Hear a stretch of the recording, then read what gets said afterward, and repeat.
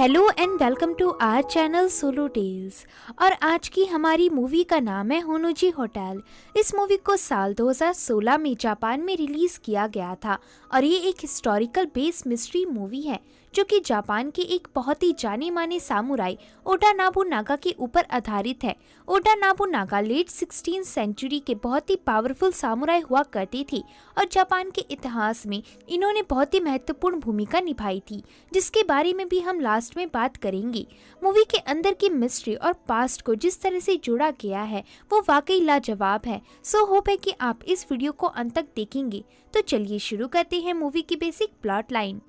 Movie की शुरुआत 16वीं शताब्दी को दिखाते हुए होती है। यहाँ पर एक बहुत ही भयंकर लड़ाई चल रही थी और चारों तरफ आग लगी हुई थी। असल में इस लड़ाई को हुन्नो टेम्पल के अंदर अंजाम दिया जा रहा था। हम आकेची मित्सुहिदे को देख पाते हैं जो कि ओदा नोबुनागा का बहुत ही पसंदीदा और भरोसेमंद चीफ था, लेकिन उसने अचानक से ओदा नोबुनागा पर हमला कर दिया था। मित्सुहिदे को ओदा नोबुनागा का सर चाहिए था, इसलिए वो अपने लोगों को ओदा नोबुनागा को ढूंढने को कहता है। हमें नरेशन में बताया जाता है कि 2 जून को 1582 में हुन्नो टेम्पल जो कि जापान में क्योटो में स्थित है, वहाँ पर मित्सुहिदे ने ओडा पर हमला कर दिया था और जापान को एकजुट करने से पहले ही नोबुनागा मारे गए थे, लेकिन कभी भी लोगों को नोबुनागा की बॉडी नहीं मिली। अब ऐसा क्यों हुआ? और मित्सुहिदे जो कि ओदा नोबुनागा का बहुत ही भरोसेमंद चीफ हुआ करता था, उसने ओदा पर हमला क्यों किया, ये हमेशा के लिए एक राज बनकर रह गया। इतना बताने के बाद ये नरेशन और पास्ट का सीन यहीं पर खत्म हो जाता है, जिसके बाद मूवी प्रेजेंट यानी कि साल 2017 पर शिफ्ट होती है। हम क्योटो की गलियों में हमारी मूवी की मेन लीड मायुको कुरामोटो को देख पाते हैं। मायुको को रास्ते में एक आदमी मिलता है जो कि मैच मेकिंग के टेम्पलेट्स बांट रहा था, लेकिन सारे लोग उसके टेम्पलेट्स को लेकर उसके सामने ही डस्टबिन में फेंक कर चले जा रहे थे। मायुको भी यही करने वाली थी, लेकिन जब वो डस्टबिन में मैच मेकिंग के बहुत सारे टेम्पलेट्स देखती है तो वो उस बंदे द्वारा दिए गए टेम्पलेट को ना फेंक कर अपने पर्स में डाल देती है और ये देख उस आदमी को बहुत अच्छा लगता है। वेल गाइस, इस मूवी में इस टेम्पलेट का एक बहुत ही इमोशनल रोल है जो कि आपको एंड में पता चलेगा। आगे मायुको एक तालाब के किनारे बैठकर कियोइची को कॉल करती है। एक्चुअली मायुको और कियोइची शादी करने वाली हैं और मायुको क्योटो में पहली बार आई है क्योंकि कियोइची के डैड यहाँ पर रहती हैं और कल ही इनकी एनिवर्सरी पार्टी है और मायुको इस पार्टी को अटेंड करने आई है। कियोइची बताता है कि उसने मायुको के लिए पहले से ही एक होटल बुक करवा दिया है और वो भी डिनर से पहले क्योटो पहुंच जाएगा। इसे सुन मायुको कॉल काट देती है, जिसके बाद मायुको एक कैंडी शॉप में जाती है। इस शॉप में मायुको कॉनपियातो नाम की एक कैंडी का पैकेट खरीदती है। शॉप ओनर बताती है कि ये कैंडी बहुत ही पुराने सामुराई ओदा नोबुनागा की पसंदीदा कैंडी हुआ करती थी और आज तक इस कैंडी को वैसे ही बनाया जाता है जैसे 16वीं शताब्दी में बनाया जाता था। मायुको शॉप से बाहर निकलकर उस कैंडी को खा लेती है और अब हम देख पाते हैं कि प्रेजेंट में जिस जिस जगह पर मायुको जा रही थी उन्हीं रास्तों में पास्ट में ओदा नोबुनागा भी अपने सैनिकों के साथ जा रहे थे। प्रेजेंट में सबसे पहले मायुको कियोइची द्वारा बुक किए गए होटल में जाती है और उसे इधर पता चलता है कि उसकी रिजर्वेशन नेक्स्ट मंथ की गई थी, ना कि इस मंथ की। तो अब मायुको दूसरे होटल को ढूंढने लगती है और मायुको की नज़र होनोजी होटल पर पड़ती है। मायुको उस होटल के अंदर जाती है। दूसरी तरफ पास्ट में ओडा नोबुनागा हुन्नो टेम्पल के अंदर जाता है, जिसके बाद हम मायुको को देख पाती हैं जो कि होटल के अंदर रखी एक बहुत ही पुरानी और एंटीक घड़ी को चलाने की कोशिश करती है, लेकिन तभी होटल का मैनेजर आके बताता है कि ये घड़ी काम नहीं करती। जिसे सुन मायुको होटल के मैनेजर से माफ़ी मांगती हुई कहती है कि मुझे 2 रूम बुक करनी है। आगे मायुको पूछती है कि इस होटल का नाम होनोजी क्यों है, क्या ये होनोजी टेम्पल के पास है? तो मैनेजर कहता है नहीं, होनोजी टेम्पल थोड़ा आगे जाकर है। मायुको कहती है कि इस होटल का नाम होनोजी नहीं होना चाहिए, ये इस पर सूट नहीं करता, इसका नाम नोबुनागा होटल होना चाहिए था क्योंकि नोबुनागा हुन्नो टेम्पल में अक्सर आया करती थी। मैनेजर मायुको की बात सुनकर उसको होटल की चाबी दे देता है। चाबी लेकर मायुको लिफ्ट के अंदर जाकर कोनापियोटो कैंडी मुंह में डाल लेती है और लिफ्ट का बटन दबा देती है। उस कैंडी को खाते ही वो बंद पड़ी घड़ी एकदम से चलने लगती है, जिसे मैनेजर नोटिस कर लेता है और अब मायुको के लिफ्ट का गेट बंद हो जाता है और जैसे ही लिफ्ट का गेट खुलता है मायुको अपने आप को एक नई जगह पर पाती है। इस जगह को देखकर मयुको जैसे ही लिफ्ट की तरफ मुड़ती है तो वो देखती है कि यहाँ से लिफ्ट गायब हो चुकी थी। मयुको को लगता है कि ये होटल अंदर से ऐसा ही है। मयुको अब आगे बढ़ने लगती है, लेकिन तभी रैनमुरा नाम का एक आदमी मयुको को देख लेता है और उससे पूछता है कि वो कौन है। रैनमुरा और मयुको एक दूसरे के कपड़े को देखकर चौंक जाती हैं, पर तभी रैनमुरा के पेट में इतनी जोर से दर्द होता है कि वो नीचे गिर जाता है। यहाँ पर मयुको रैनमुरा को पेट दर्द की दवाई देती है और बताती है कि कल मुझे एंजाइटी के कारण पेट में दर्द हो रहा था, क्योंकि आज शाम को मैं अपने होने वाले हस्बैंड की फैमिली से पहली बार मिलने वाली हूँ। इसे सुन रैनमुरा भी बताता है कि आज मेरे लॉर्ड की एक बहुत ही इम्पोर्टेंट टी सेरेमनी है और मैं भी बहुत ज्यादा एंग्शियस हूँ। इसके बाद नेक्स्ट सीन में हम रैनमुरा और मयुको को एक कमरे में देख पाती हैं। यहाँ पर रैनमुरा उस दवाई को खा लेता है और इसे खाते ही उसका पेट दर्द ठीक हो जाता है। मयुको इस दवाई की शीशी को रैनमुरा को दे देती है। रैनमुरा ये शीशी लेकर मयुको से कहता है कि इससे पहले लॉर्ड तुम्हें देख ले, तुम यहाँ से निकल जाओ। तो मयुको कहती है कि लगता है वाकई आज एक बहुत ही इम्पोर्टेंट टी सेरेमनी है, लेकिन रैनमुरा बताता है कि ऐसा कुछ नहीं है। असल में उसके लॉर्ड बहुत ही ज्यादा क्रूल और डेमोनिक है। ऐसा कहकर रैनमुरा मयुको को कुछ दिन पहले का एक इंसिडेंट बताता है। असल में एक दिन रैनमुरा के लॉर्ड को खाना पसंद नहीं आया था, तो लॉर्ड ने रैनमुरा को सबके सामने खाना बनाने वाले के सिर पर मारने को कहा था, जिस कारण उस आदमी का खून बहने लगा था। इस घटना को सुनकर मयुको कहती है कि तुम्हें अपनी जॉब छोड़ देनी चाहिए। तो रैनमुरा कहता है कि अपना पद छोड़ना यानी कि मौत को दावा देना है और मैं ऐसा नहीं कर सकता। इसके बाद रैनमुरा मयुको को बाहर के दरवाजे तक लेकर जाता है, पर तभी एक आदमी मयुको को देख लेता है। रैनमुरा बताता है कि मयुको टी सेरेमनी के लिए आई है, तो वो आदमी कहता है क्या ये विदेशी है? तो रैनमुरा हाँ में जवाब देता है। जिसके बाद हम टी सेरेमनी में आए हुए लोगों को देख पाती हैं। यहाँ बैठे सारे लोग मयुको के कपड़े को ही देख रहे थे। रैनमुरा मयुको को एक कोने में बिठा देता है और कहता है कि अपना सर नीचे ही रखना और लॉर्ड की नजरों में मत आना। मयुको पूछती है कि आज की डेट क्या है, तो रैनमुरा बताता है कि आज 1 जून है और ये साल 1582 है। इसे सुन मयुको समझ जाती है कि वो पास्ट में आ गई है। तभी इधर लॉर्ड आ जाती हैं और सेरेमनी में आए सारे लोग लॉर्ड की रिस्पेक्ट में सिर झुकाती हैं। जिसके बाद ये सेरेमनी शुरू की जाती है। यहाँ पर एक आदमी नाराशिबा टी यूटेंसिल पेश करता है और बताता है कि इसे मैं बस डिस्प्ले के लिए लाया हूँ, क्योंकि ये बर्तन मेरी जान से भी ज्यादा कीमती है। इसे सुन लॉर्ड कहते हैं कि तुम्हें पता है ना कि मुझे ना सुनने की आदत नहीं है और इसका अंजाम बहुत ही बुरा हो सकता है। तो ये सुन वो आदमी बहुत ही ज्यादा डर जाता है और उस बर्तन को लॉर्ड को दे देता है। लेकिन ये सब देख मयुको को गुस्सा आ जाता है और वो उस बर्तन को लॉर्ड से छीनकर उसके मालिक को वापस सौंप देती है। जिसके बाद लॉर्ड को बहुत ही ज्यादा गुस्सा आता है और वो अपनी तलवार निकाल लेती हैं। तलवार को देखते ही मयुको भागने लगती है और अब सारे लोग मयुको के पीछे भागने लगती हैं। दूसरी तरफ प्रेजेंट में एक आदमी होटल के अंदर आता है। वहीं पास में मयुको भागते हुए एक कमरे तक पहुंच जाती है और गेट को लॉक कर देती है।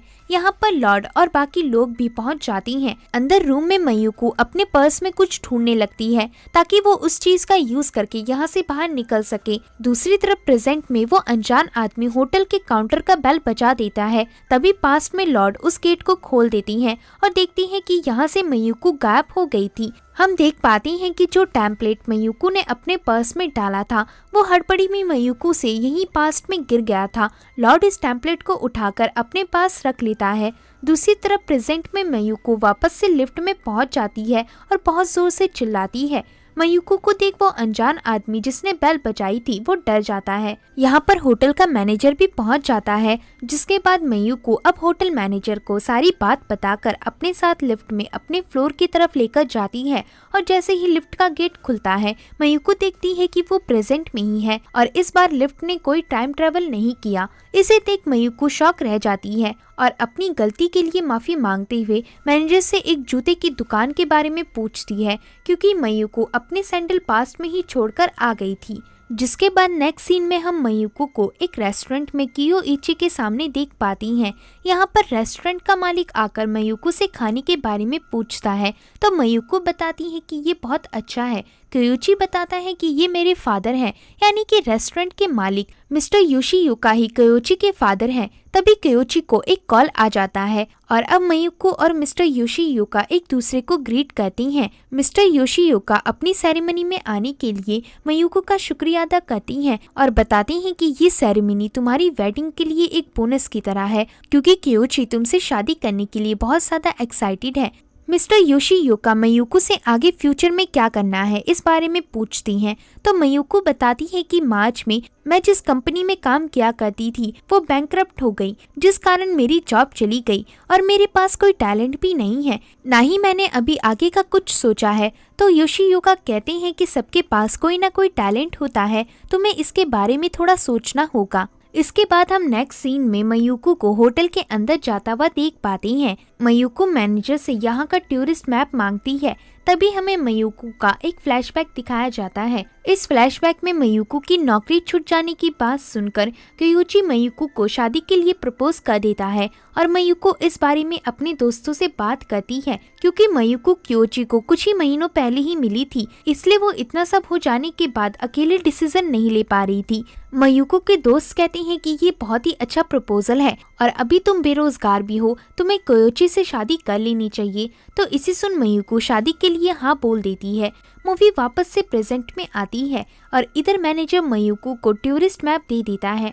मैप पढ़ते हुए मयुको उस पुरानी बंद पड़ी घड़ी के बारे में पूछती है, तो मैनेजर बताता है कि ये ओडा नाबुनागा की एरा की है और मुझे लगता है कि शायद उस समय क्रिश्चियन लोग यहाँ आए होंगे और उन्होंने नाबुनागा को ये दिया होगा या फिर नाबुनागा ने इस घड़ी को हथिया लिया होगा। तो इसे सुन मयुको अब लिफ्ट से ऊपर जाने लगती है, लेकिन वो अपने फ्लोर पर नहीं उतरती क्योंकि मयुको थोड़ी सी टेंशन में थी।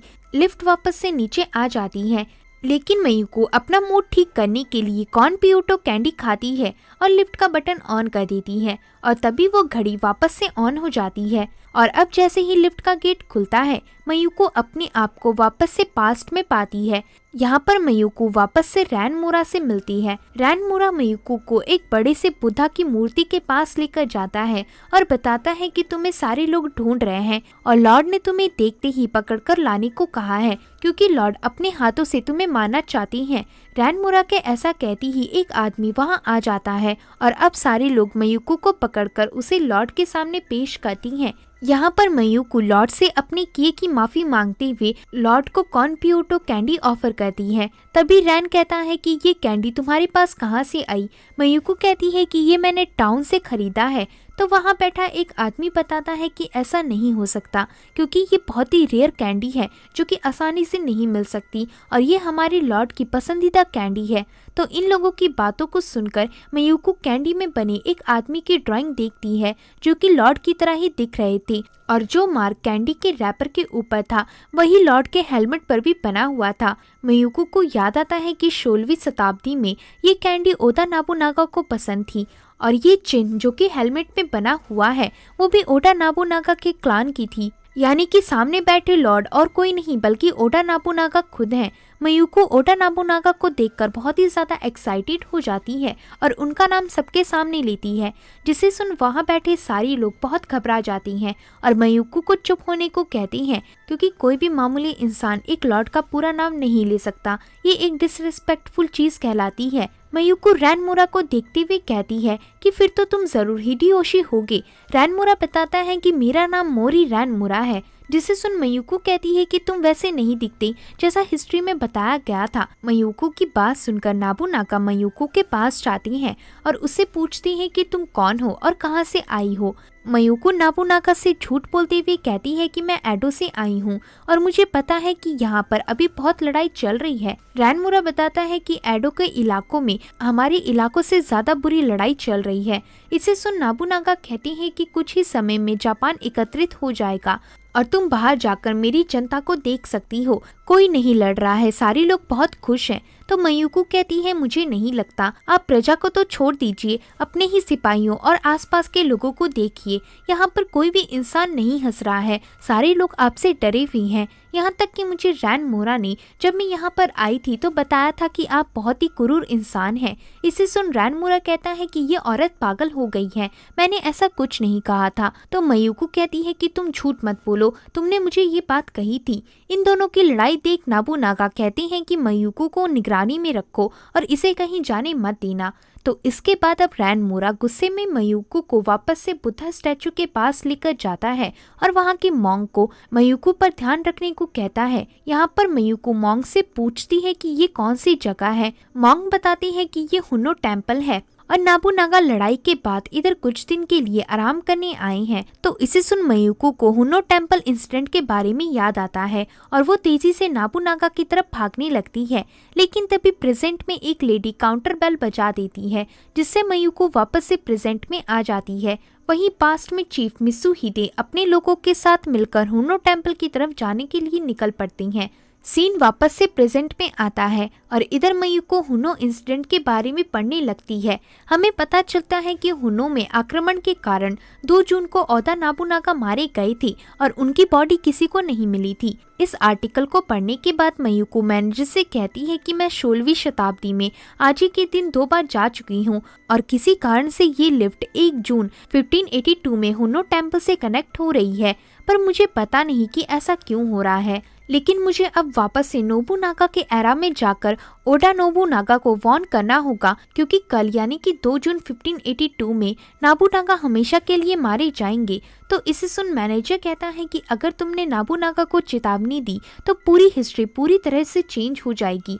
तो अब ये सुन मयूको होटल से बाहर निकल जाती है और वापस से नई सैंडल खरीद के क्योची के 3 दोस्तों से मिलती है। क्योची के तीनों दोस्तों के नाम रैन, यांग और किम होते हैं। रैन यहाँ पर मयूको को उसके सैंडल पर लगे स्टिकर के लिए टोकती है, जिसके बाद ये सब मिलकर एक लेक साइड रेस्टोरेंट में जाती हैं।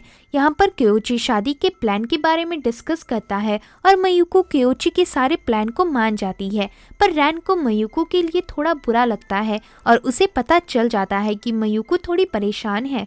दूसरी तरफ पास्ट में रैन मोरा नाबुनागा को बताता है कि मयूको यहाँ से भाग गई है और किसी को नहीं पता कि वो कहाँ गायब हो गई।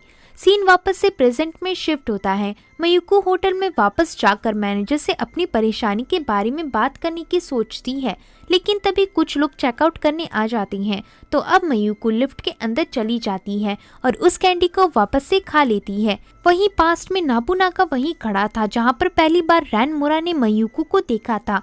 नाबुनागा जैसे ही पीछे मुड़ती हैं, वैसे ही मयूको अचानक से वहां पहुंच जाती है, जिसे देख नाबुनागा बहुत डर जाता है। लेकिन नाबुनागा मयूको के कपड़ों को देख सबसे पहले उसे कपड़े दिलवाने लेकर जाता है, जिसके बाद मयूको नाबुनागा के साथ पूरा राज्य घूमती है। नाबुनागा बताती हैं कि मुझे मेरे देश के लोगों को खुश देखकर बहुत अच्छा फील होता है, इसलिए मैं जापान को यूनाइट करना चाहता हूँ। इसे देख मयूको कहती है कि जापान को एकत्रित करने के लिए पहले कोई सामने नहीं आया था, बट आप वो पहले इंसान हैं जो ऐसा कर रहे हैं और आपका ये सपना जरूर पूरा होगा।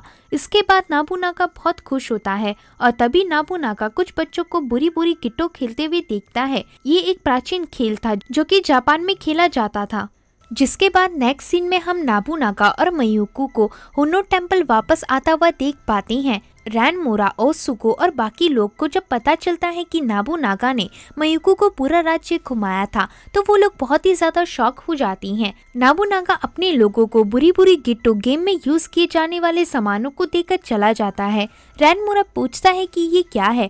दूसरी तरफ प्रेजेंट में रैन क्योची को कहती है कि तुम्हें मयूको से शादी के बारे में पूछ लेना चाहिए, वो बहुत ही ज्यादा कंफ्यूजन में है। तो अब क्योची मयूको को कॉल करता है, पर मयूको का फोन नहीं लगता। वहीं पास्ट में मयूको हुनो टेम्पल के सारे लोगों को बुरी बुरी गिट्टो खेलना सिखाती है और यहाँ ये लोग बहुत ही ज्यादा मजे करती हैं। तभी नाबुनागा भी इधर आ जाती हैं और अब मयूको नाबुनागा को भी खेलने के लिए अप्रोच करती है। तो नाबुनागा पहले ही शॉट में टारगेट पर बॉल मार देती हैं, जिससे सारे लोग शॉक हो जाती हैं। नाबुनागा बताती हैं कि असल में वो बचपन में ये गेम अपने दोस्तों के साथ खेला करती थी। इस गेम को खेलते खेलते शाम हो जाती है और अब नाबुनागा और रैन मोरा से मयूको अकेले में कुछ बात करती है। मयूको बताती है कि वो यहाँ फ्यूचर से आई है, तो इसे सुन रैन मोरा उस पर यकीन नहीं करता, पर नाबुनागा मयूको की बात पर विश्वास कर लेता है और कहता है कि मुझे पहले से ही पता था कि तुम इस जमाने से नहीं हो, तुम भविष्य से आई हो, क्योंकि तुम्हारे बोलने और कपड़े पहनने का तरीका काफ़ी अलग है। आगे नाबूनागा कहता है कि बस यही बात थी जो तुम हमें बताना चाहती थी। तो मयुको कहती है कि असल में बात कुछ और है, और मयुको हुनो टेम्पल इंसिडेंट के बारे में इन्हें बताने ही वाली होती है कि तभी उसे मैनेजर की बात याद आती है कि अगर नाबूनागा को इंसिडेंट के बारे में पता चल गया तो पूरा पास्ट चेंज हो जाएगा।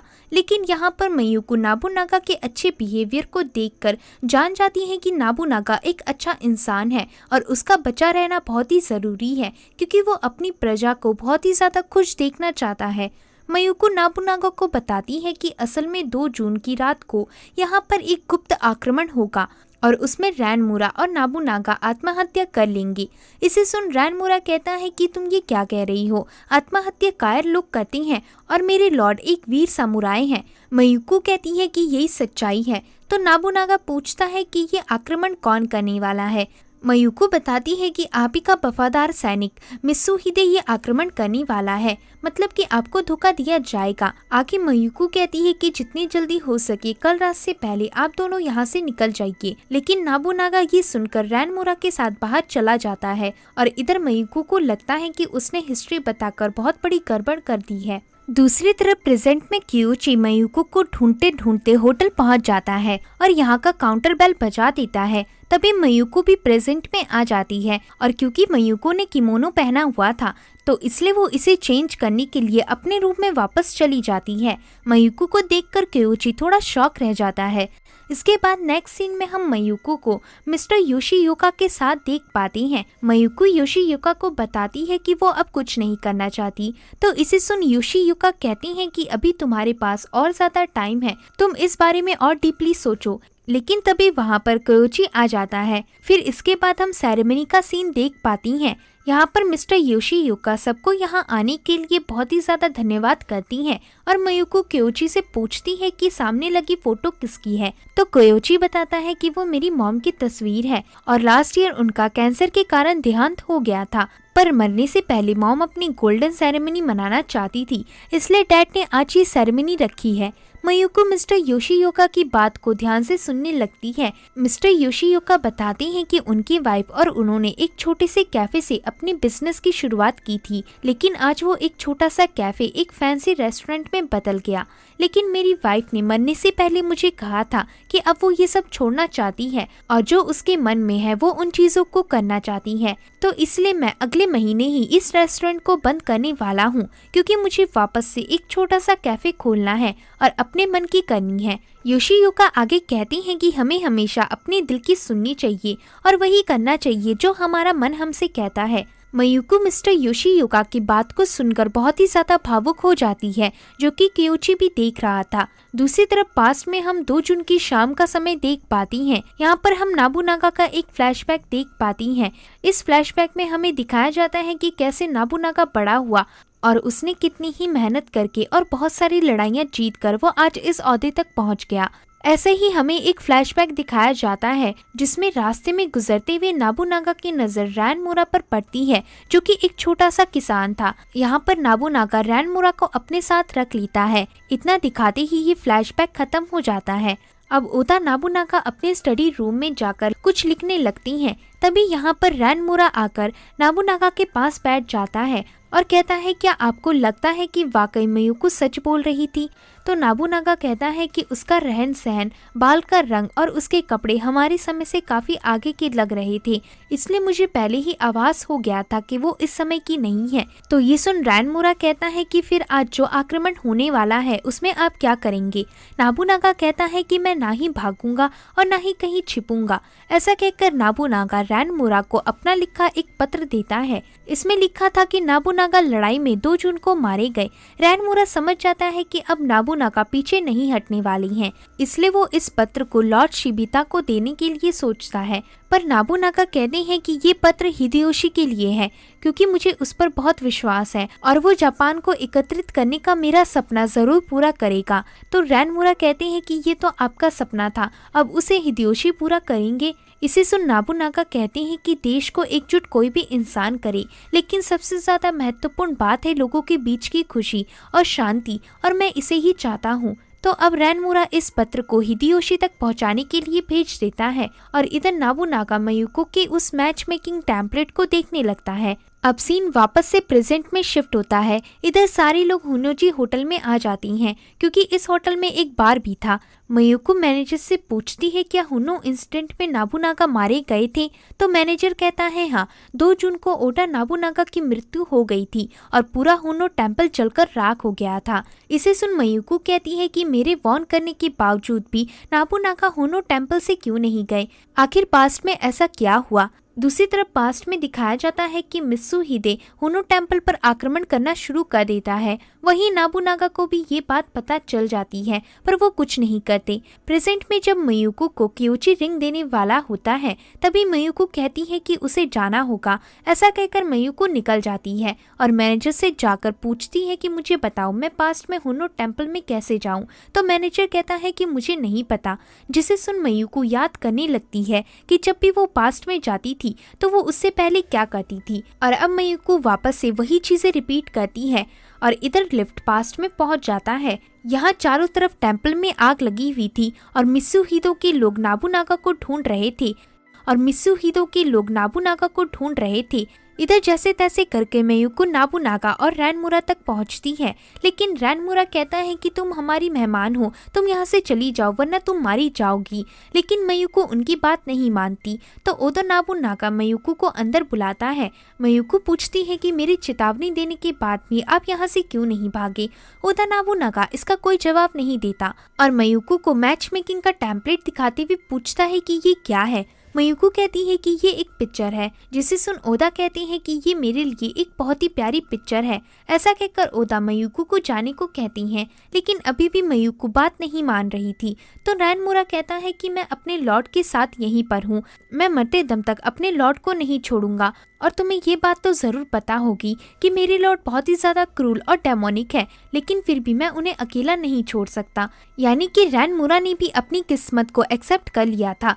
रैनमुरा की आंखों में आंसू देखकर मयुको शांत हो जाती है और अब रैनमुरा गेट बंद कर देता है। मयुको देखती है कि चारों तरफ बाहर आग लगी हुई थी और अब वो सोचने लगती है कि वो यहाँ से प्रेजेंट में कैसे जाएगी, क्योंकि रैनमुरा ने भी गेट बंद कर दिया था और कहीं से भी जाने का रास्ता नहीं था। तभी मयुको के ऊपर एक जलती हुई लकड़ी गिर जाती है, पर तभी मयुको प्रेजेंट में वापस पहुंच जाती है। असल में होटल का मैनेजर काउंटर बेल को साफ कर रहा था और वो बेल नीचे गिर गई थी, जिस कारण वो बच गई और मयुको वापस से प्रेजेंट में आ गई। यहाँ पर मयुको मैनेजर से कहती है कि अगर नोबुनागा को पता चल जाता कि उन पर हमला होने वाला है तो वो क्या करती। मैनेजर कहता है ऑफ कोर्स वो वहाँ से भाग जाती, लेकिन मयुको कहती है कि ये बात पता होने के बाद भी नोबुनागा नहीं भागे थे, इसका क्या राज हो सकता है। तो मैनेजर कहता है कि इस बारे में मुझे नहीं पता, लेकिन नोबुनागा एक बहुत ही चालाक सामुराई थे, जरूर कोई बहुत ही कीमती चीज होगी जिस कारण नोबुनागा नहीं भागे थे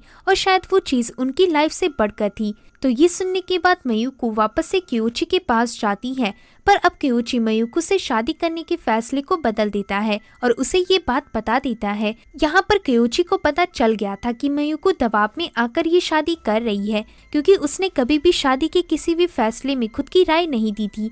क्योची मयुको से कहता है कि जब तुम्हारी नौकरी चली गई थी तब मुझे लगा कि ये मेरा चांस है तुमसे शादी करने का, लेकिन मैं गलत निकला, तुम्हारे दिल में तो कोई और है और मुझे माफ करना अगर मैंने तुम्हें कभी ठेस पहुंचाई हो। तो ये सुनकर मयुको कहती है कि नहीं, ऐसा नहीं है, आप मुझे माफ कर दीजिए। आगे क्योची कहता है कि जो भी तुम्हारे दिल में है वो जरूर एक अच्छा इंसान होगा। तो मयुको कहती है हाँ, वो वाकई बहुत अच्छे इंसान थे। और अब सीन इधर ही कट हो जाता है। फिर नेक्स्ट मॉर्निंग मयुको भी यहाँ से चेकआउट करके उस कैंडी को मैनेजर को देकर चली जाती है और उसी तालाब के पास जाकर बैठती है जहाँ पर मूवी की स्टार्टिंग में मयुको ने बैठकर क्योची से होटल के लिए कॉल किया था। यहाँ पर मयुको के साइड में हम नोबुनागा को देख पाती हैं।